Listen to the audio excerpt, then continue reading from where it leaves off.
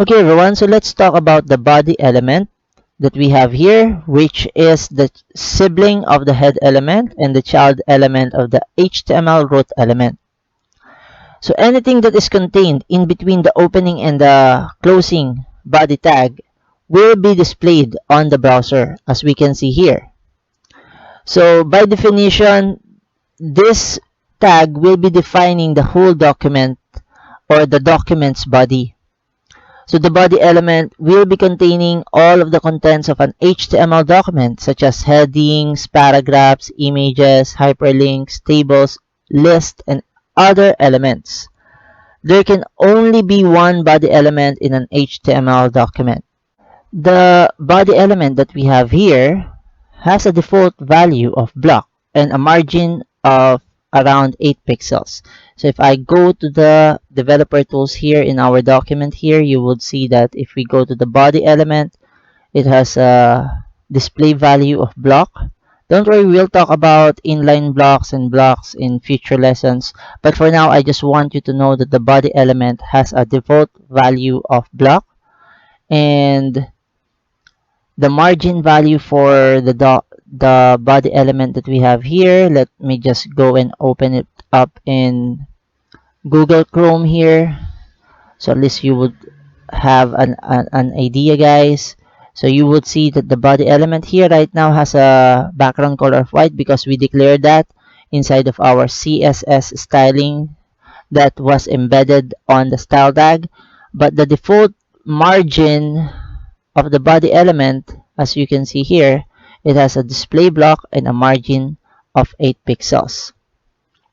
So for our project here, I would want to also include an attribute. So in any of the elements, you can actually go and include a style attribute. This is what we refer to as inline styles. So let me just go and give a description here, inline styling. So you would see that in our project here, we have a white background that was declared on our embedded styling.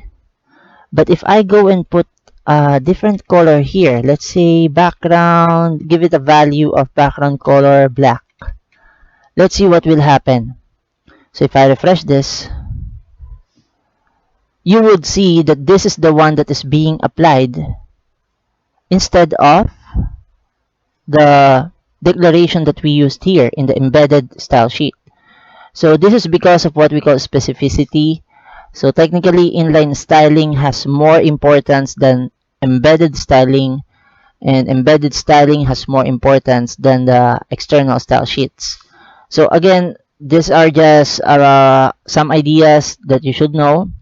So if you declared in the style tag that we have here on the head element, inside of the head element, a value for styling, that will be overwritten by any styling that you placed inside of any of the element that will be containing a style attribute. So in this case, I changed the background color to black, and we can also, instead of using color names, we can actually use what we call hexadecimal values. So let me just put a value here, and let me save this and then refresh this. So this is the color of the background that I would want to implement in our project. So this one, I just want to go and comment this out. So in style sheets, everyone, the procedure for writing a comment will not be similar with HTML. So inside of style sheets, we can comment out property or a declaration or part of the style sheet that we have here, in a manner by using the /, the star symbol or character in our keyboard, or the asterisk, and in between of that, this will now be considered as a comment inside of a style sheet, or here in this case a CSS declaration. So you would see that we closed it with the star symbol or character and then another /. So this now is understood by the browser as a comment. So even if I go and remove this, let me just show you here what will happen. Let me replace this with black and remove this here. Control X and save. And if we refresh this, you would see it's still white. The default color would be white, right? Even though I placed here black. So again, going back here, this is the color that I would want to go and apply in our project here. Now I hope that that's clear, that the body element here can also contain attributes and that we can also apply styling, inline styling, and embedded styling. So this is an embedded styling. Let me just go and put here a comment here. Embedded styling. So this is an embedded styling method that we used here. And we have an inline styling here that overwrote the styling that we placed here. So even if we try to place here a white background and refresh, you would see that it will not be taking effect because again, the style attribute that we have here has a much higher importance than the declaration that we made here inside of our style tag, inside of the head element.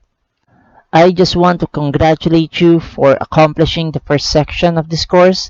I am really glad that you're still with me. I'm really hoping that the time that you've spent with me in each of these lessons have given you a basic overview on what HTML is used for. I will be placing this index.html file output in the resources of our course so that you can view them and try to review if ever you have encountered some issues.